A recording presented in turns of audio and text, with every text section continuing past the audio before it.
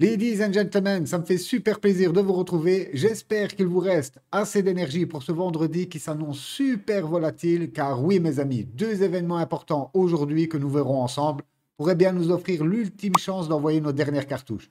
Surtout que depuis ma dernière vidéo, le Bitcoin a tendance à marteler le support des 60K. Sur ce, fini l'intro, let's go! On enchaîne directement avec le Crypto Fear and Greed. Et oui, petit à petit, on descend légèrement de plus en plus dans la peur. Comme vous le voyez, la semaine passée, nous étions quand même à 41. Aujourd'hui, nous sommes rendus à 32. Ça se reflète pas trop sur les alts. Comme vous le voyez, sur le mois, bien sûr, on est toujours sur des... Allez, honnêtement, le PopCat 125%, Aero 118%, le Tao 110%, Sui 117%. Voilà quoi, ça ne se répercute pas comme d'habitude. Honnêtement, vous le savez, généralement, quand le Bitcoin drop des 66 000, allez, jusqu'aux 60 000 dollars, en généralement, les alts derrière, elles perdent 25, 30, 40%. Là, on peut voir que les alts tiennent le choc, ok? Et pour moi, je pense vraiment que, voilà, après les 75%, 80% que nous avons eu sur toutes les altes, voire 60%, je pense qu'aujourd'hui, on n'aura plus vraiment de gros drops sur les altes. En plus, on voit que la Bitcoin dominance commence à galérer pour aller gratter les 2, 3 petits derniers pourcents. On passe directement sur la première news. Et oui, toujours l'inflation. Aujourd'hui, nous avons le PPI à 14h30. Voilà pourquoi j'ai fait la vidéo un peu plus tôt. De toute façon, on parle du pétrole qui rebondit. Mais n'oubliez pas qu'à chaque fois, les chiffres que vous voyez, ce sont toujours les chiffres du mois d'avant. OK? Donc, même si nous avons un gros rebond sur le pétrole, ben, ça sera pris en compte le mois d'après, quoi. Donc, courant novembre. Sur ce, on passe. Je disais, en fait, moi, je ne vois pas vraiment d'alerte sur ce niveau-là. Par contre, on a 1,6 milliard d'options, que ce soit sur le Bitcoin ou l'Ethereum, qui expirent ce soir. Alors là, comme c'est précisé ici, ça risque d'amener pas mal de volatilité. Voilà pourquoi ne tradez pas le week-end, attendez début de semaine. Ok, ici nous avons une fin de semaine baissière. Attendons la semaine prochaine, voir comment tout ça, ça va se dérouler. On l'a vu en début de semaine. Ok, le mois d'octobre a généralement tendance à être bullish plutôt vers la fin du mois. Regardez pour le mois de septembre. On a eu un mois dégueulasse, pratiquement tout le mois. Et à partir de la troisième semaine, allez hop, c'est parti. Et du coup, on a enregistré le meilleur mois de septembre depuis la création du Bitcoin. Donc voilà, un peu de patience pour ce mois d'octobre. Et n'oubliez pas, ok, que début novembre, le 8 novembre, nous avons enfin les élections américaines. Et on peut voir que Trump repasse légèrement devant. Après, vous savez mon opinion. Pour moi, le Bitcoin, honnêtement, a toujours fait sa vie, peu importe le président qui soit en place. Mais par contre, ce qu'on peut observer, c'est qu'à chaque fois que nous avons une élection, on en avait parlé il y a quelques mois de ça, j'avais présenté un article là-dessus, comme quoi que, en général, le marché pump méchamment après les élections présidentielles. Et ça, on peut dire peu importe le président, car on a eu du Bush, on a eu du Trump, on a eu du Obama, on a eu du Biden, et les marchés ont fait que pumper après les élections. On passe directement sur le Bitcoin. Et oui, hier, nous avons eu quand même une petite frayeur. On va repasser en daily. On a été méché jusque les 58 800 dollars. Donc, vous voyez, nous sommes plus qu'à 4 000 dollars du gap. Donc, pour moi, voilà, ça fait quand même un mois, je pense, que ce gap est ouvert. On va regarder. Tac, on avait ouvert quand ce gap? Exactement depuis début septembre. Donc depuis début septembre, je clame mon gap, mon gap. Mais vous voyez bien que dans le fond, voilà, c'est très rare les gaps qu'on ne va pas remplir, honnêtement. Quand on voit, on l'avait vu ensemble, hein, un gap de rupture, voilà, ensuite, boum, boum, boum, ça s'enchaîne, ça laisse aucune possibilité de rentrer. Voilà pourquoi ça s'appelle des gaps de rupture. Moi, je reste sur mon idée qu'on ira chercher ce gap. Pourquoi pas aller un peu plus bas?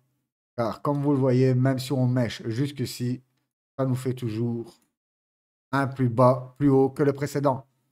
En gardant la même dynamique ici, en faisant le plus haut et un plus haut que le précédent. Voilà, on reprend sur une dynamique haussière. Voyons la fin de novembre, la fin de octobre plutôt, et je pense qu'on va commencer à... N'oubliez pas que ça peut aller extrêmement vite, hein. On peut regarder hier comme on est venu mécher. Allez, on est passé de 65 000 à 58 000 en 2 jours.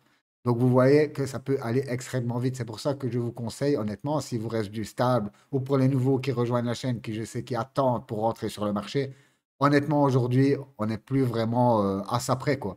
Tenez vos wallets prêts, bien chargés. Moi, c'est ce que j'ai fait. J'ai rechargé mon portefeuille Solana, j'ai éparpillé un peu partout sur des plateformes pour être prêt à envoyer mes cartouches, car ça peut aller tellement vite. Sur ce, on passe sur le Solana. Le Solana, on l'avait vu aussi, pareil. Par contre, on commence à décider, hop, comme vous voyez, un beau petit support à ne surtout pas briser. Sinon, comme je l'ai dit, début de semaine, pour moi, ça sera un retour en haut de box aux 117 dollars. Après, honnêtement, pour le Solana, aujourd'hui, nous sommes à 33%. Le haut de la box, ça nous ferait quasiment du 50%. Voilà, n'oubliez pas que c'est une grosse cape. On ne peut pas aller chercher non plus du moins 60%. Sinon, c'est que, voilà, Solana, il y a un gros problème. Et là, c'est encore une autre histoire. On passe directement au tonnes et lui, ça ne bouge pas, même si on est passé de 4,30 $ aux 6 $. Vous voyez que ça corrige. Ok, en fait, c'est comme vous le voyez ici, un rebond pour ensuite se prendre une correction. Si on revient sur le support des 4,50 $ jusque les 3,30 $ pour moi, tout ce qui se trouve ici, comme je vous l'ai déjà dit, ce sont des excellentes zones d'entrée. N'oubliez pas que sur Ton, il vient de commencer le nouveau hackathon justement pour les développeurs. Ça build à mort. Je vous ai déjà renseigné aussi Ton Station où on peut farmer tranquille, honnêtement. C'est 2 clics par jour. Voilà, il y a encore un mois de farm. Après, ils ont déjà prévu la date du. Je crois que ça arrive fin novembre le TGE pour le Ton Station. Voilà, honnêtement, c'est un petit airdrop à jouer, tranquille, ça vous prend pas de temps. Le TIA, alors le TIA, lui, nous poursuit la correction. On a été méché jusqu'au 4,50 $. Voilà, honnêtement, on a cette belle trend. On va essayer de la. Voilà, on va avoir 4-5 points de touche. Pourquoi pas encore revenir sur cette trend au niveau des 3 $, ok, aller chercher toute cette liquidité qui se trouve ici pour ensuite repartir de plus belle. Enfin, j'espère pour le TIA, car honnêtement, sur le dernier rebond ici, beaucoup de gens se sont fait avoir, malheureusement. Et ça peut aller vite, là, dès qu'on descend dans les caps, vous voyez, vous perdez déjà, en quelques jours, vous perdez 40% sur votre investissement. C'est un truc de fou. Le SUI, alors le SUI, d'ailleurs ça je vais effacer, on l'avait vu début de semaine, ok, qu'on arrivait sur les tops du SUI. Donc voilà, pour le SUI, allez, on va passer en daily pour voir un peu. Pour moi, le SUI, allez, regardez encore le volume qui rentre. Honnêtement, il y a blindé de volume qui rentre sur le SUI. On voit que nous sommes sur le top. Ah, j'hésite toujours, hein, parce que honnêtement, quand on regarde, il s'est quand même pris, hop, les gars, presque 400% sur le SUI. Donc voilà, à un moment donné, comme vous vous en doutez, on va avoir une correction car tout ne monte pas, mais honnêtement, quand on regarde, allez, ça monte, corrige, on monte, on corrige, on monte, on corrige. La montée est saine, hein, ok? On ne voit pas de bougies énormes verticales. Honnêtement, voilà quoi. Et à chaque fois, on prend des corrections quand même des corrections de 20%, hein, entre 15 et 20%, voire 30%. Là, c'est pareil, on a encore fait une correction encore de 20%, on a un petit pump. Mais bon, en dézoomant, regardez, c'est quand même vertical, quoi. Donc, en tout cas, moi, pour l'instant, je ne toucherai pas en suivi. J'attendrai. Je préfère aller honnêtement avoir une belle confirmation ici. On casse, OK, ce gros niveau et pourquoi pas rentrer ici. Que de rentrer comme certains font pour l'instant, OK, sur le FOMO. Et qu'ensuite, bam, ils vont se prendre à moins 40-50%. Alors là, ils vont être dégoûtés, ça va encore vendre. Et on revient toujours au même, hein. OK, toujours la patience, les gars. Le trône, ça fait longtemps qu'on avait pu passer le trône. Alors lui, pareil que le SUI. On est sur une belle tendance haussière pour le trône. Mais n'oubliez pas que ça reste une chaîne de stablecoin. OK, on a pris 276%. Voilà, le token aspire pas mal de cette liquidité. On a au moins un beau token qui sert à capter la valeur. Ça, c'est cool. Perso, moi, sur le trône, je ne suis pas dessus. On va regarder du plus bas. Ouah. Sur le plus bas, les gars, on a été chercher, c'est du x23. Voilà, c'était vraiment un des bons coups à jouer, ça, hein. On voit depuis 2019, boum ici. Ouais, il est vraiment reparti en même temps que le marché en octobre 2023. Et sur l'octobre 2023, on a pris 216%. Donc depuis tout ce boule, ah, voilà, je trouve pour une grosse capitalisation comme ça, c'est top. Qu'est-ce qu'on avait ici? Le Caspa. Certains m'ont demandé pour le Caspa. Hop, le Caspa. Alors lui, il me fait un peu penser au Metaplex et deux, trois autres cryptos. Ok, lui, il ne bronche pas depuis le mois de novembre 2023. On a eu tout notre pump, ok, et depuis, ça consolide méchamment. En tout cas, on peut voir qu'on revient déjà dans la box. On est déjà sur presque 40% de discount.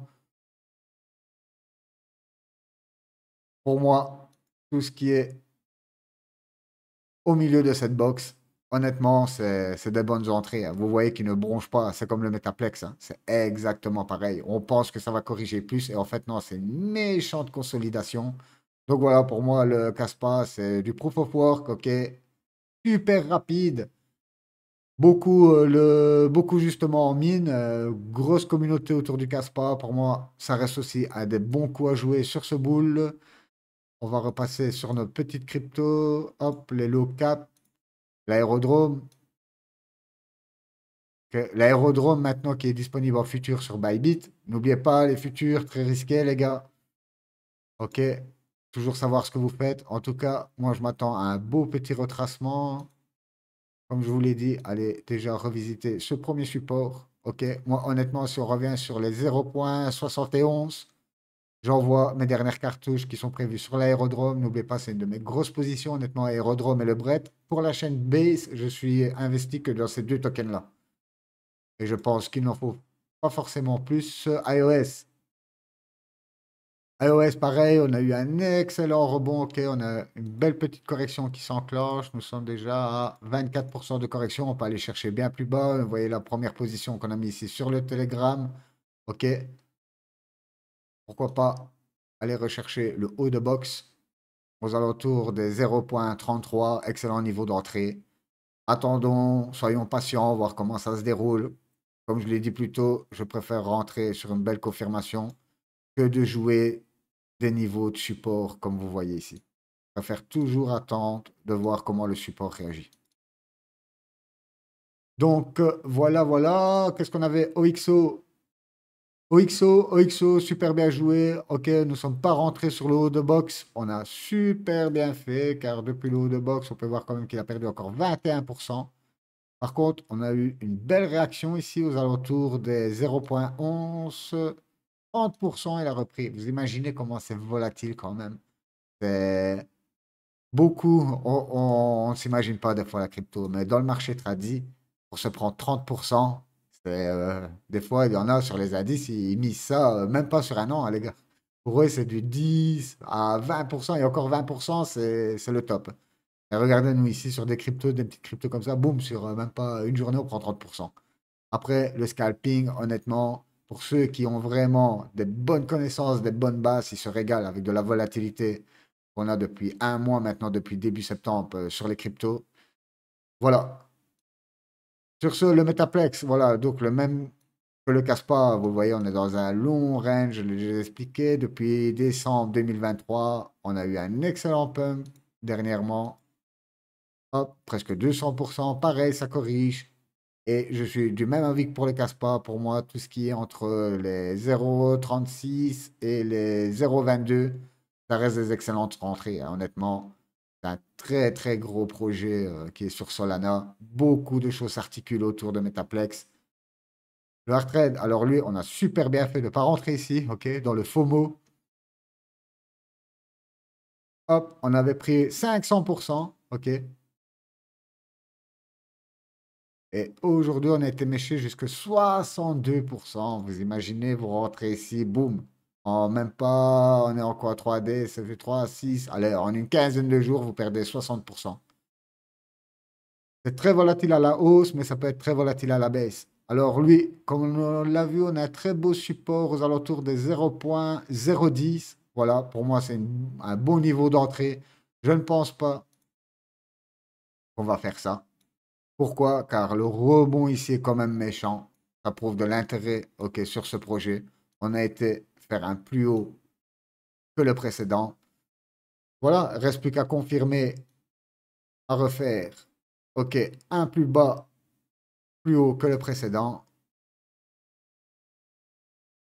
Et on regardera cette droite. Et pourquoi pas, boum, boum, boum, ensuite enchaîner. En tout cas, moi, c'est comme ça que je vois la retraite. N'oubliez pas, 100% des tokens sous dispo. Superverse, alors Superverse, lui, c'est un truc de fou, il veut pas lâcher. On est sur du 238%, ok, depuis qu'on a vu ensemble cette épaule, tête, épaule. On est sur un gros niveau de résistance, comme vous le voyez ici. On est venu toucher une fois, deux fois en résistance, une fois, deux fois en support, une, deux, trois fois qu'on a déjà essayé de retester cette résistance. Là, comme vous le voyez, on arrive à péter cette résistance. Est-ce que ça va continuer? Si ça continue, on aimerait voir un pullback. Ne surtout pas rentrer sur le pullback, attendre que ça repart et qu'on fasse un plus haut que le précédent. C'est clair que vous allez perdre quelques pourcents. Ok, on parle de 18 à 20%. Mais je préfère rentrer une confirmation à la hausse que le même que pour les tokens précédents. Vouloir rentrer ici dans le FOMO après à 250% pour ensuite le voir corriger. Vous allez être dégoûté. Donc voilà, un peu de patience, ok. Et le Woodjack, alors le Woodjack lui nous a fait une bougie de malade. On avait été chercher pareil pour le Woodjack, on est à 200% sur le rebond. Aujourd'hui, ça vend bien. Moi, je m'attends à revenir, pourquoi pas, visiter cette grosse trend haussière. Ça fera une troisième touche sur cette trend, ok, pour la confirmer. Chaque fois, nous avons notre premier point, deuxième point qui nous permet de tracer, troisième point qui nous permet de confirmer. Et on resterait dans cette super tendance haussière pour le Woodjack. Je le passe car il est dans la liste. Sinon, les mêmes coins, vous savez, généralement, j'aime bien vous les passer le week-end. Sur les marchés traditionnels, comme vous pouvez le voir, le SPX qui nous marque encore un nouveau plus haut. Allez, honnêtement, si c'était pour voir une récession ou quoi que ce soit en vue, regardez depuis le temps qu'on nous parle de ça. Donc, depuis le mois d'avril, en fait, on fait que enchaîner ATH sur ATH. Le Nasdaq qui s'est super bien réveillé aussi. Vous pouvez voir qu'il n'est pas loin de son top. Nvidia, pareil, qui est sur son top. Meta, qui a été faire aussi un nouveau plus haut. Tout ce qui inquiète un peu pour l'instant, c'est le VIX qui remonte un peu. Vous voyez qu'on repasse au-dessus de la barre orange. Mais surtout, c'est le dollar. Voilà ce qui fait mal au Bitcoin ces derniers temps. On va passer en daily. Vous pouvez voir en fait que depuis le 30 septembre, ben voilà, le dollar ne cesse de pump et à contrario, le Bitcoin dump. En tout cas, on s'entendait tous avoir un Uptumber le 1er octobre et en fait, non. Moi, je vise vraiment la fin du mois d'octobre. Ok, vraiment la fin du mois d'octobre, début novembre avec les élections. Je pense que ça va faire un beau petit cocktail explosif. On aura encore deux, trois chiffres en plus sur le CPI et tout ça pour voir que l'inflation retombe bien en dessous des 2%. Sans côté, on n'en parle plus, mais la Chine, ok, la Chine, après la déception de début semaine, ont quand même décidé à instaurer des nouvelles initiatives pour rebooster leur économie. Donc, ça fait plaisir aux investisseurs. On a les ETF de l'autre côté qui rentrent toujours. Oui, aujourd'hui, non, hier, j'ai vu une info comme quoi MTGOX, on n'en parlait plus, mais il leur reste encore un petit bag apparemment à, à lâcher. Donc voilà, vous voyez que dans le fond, les actualités, c'est ça que j'adore en crypto, hein. On en parle et après, ça y est, au bout de 2 semaines, on a oublié. Mais dans le fond, elles agissent encore, ok? Aujourd'hui, on a encore voilà, MTGOX qui vend, on a FTX, les gros créanciers qui vont se faire rembourser. Ça va créer de la pression vendeuse. Heureusement, comme je le dis à chaque fois, que tout ça est absorbé par les inflows d'ETF, hein. Car sans ça, la tronche du Bitcoin, ça ferait mal. Donc voilà pour le dollar. Pourquoi pas encore grappiller, ok, ma EMA 200 ici qui arrive. J'espère qu'elle fera office de barrage pour ensuite revoir le dollar chuter, quoi. Qu'est-ce qu'on avait? Ah ouais, le pétrole, voilà, le rebond du pétrole, le méchant rebond du pétrole. Donc oui, on était passé de 68 dollars à pratiquement 81 dollars. Tout le monde le voyait déjà à 100 dollars, bien sûr, avec tout ce qui se passe en Orient. Ça n'arrange rien, mais là, on peut voir qu'on a déjà super bien recorrigé. Ok, on peut faire une petite correction, rebond, et pour aller revisiter bien plus bas. En tout cas, J'espère que ce scénario-là va se mettre en place car on n'aimerait pas voir le pétrole remonter à 100 dollars car vous imaginez bien que le mois prochain, pour les chiffres de l'inflation, ça va se répercuter direct. Sur ce, je pense qu'on a fait le tour. Ah non, oui, c'est juste. Il y a quelques abonnés, enfin quelques abonnés. J'ai deux demandes pour faire un live. J'avais déjà proposé de faire un live à l'époque, À l'époque, comme s'il y avait 15 ans. Il y a de ça quelques mois qu'on était en pleine euphorie. Du coup, après ce qui est arrivé ensuite, ben ça, on va dire que le FOMO n'était plus là sur le live. Moi, c'est simple. Si je vois pas mal d'engouement dans les commentaires, ok, on refait un live, pas de souci. Moi, je fais un live. J'instaurerai ça plutôt le dimanche. Ok, la majorité des personnes sont tranquilles le dimanche. Donc voilà, dimanche vers 17h, 18h, se faire une heure de live, un peu plus tôt, un peu plus tard, peu importe. Donc voilà, vous savez quoi faire. Moi, sur ce, on va sûrement se retrouver, allez, dimanche pour faire une petite émission quand même sur les mêmes coins, car ça bouge aussi de ce côté-là. N'oubliez pas, c'est une des plus grosses narratives de ce boule. Voilà pourquoi on les surveille aussi chaque semaine avec attention. Sur ce, moi, je vous souhaite une excellente journée ou soirée, peu importe où vous êtes. Bye bye.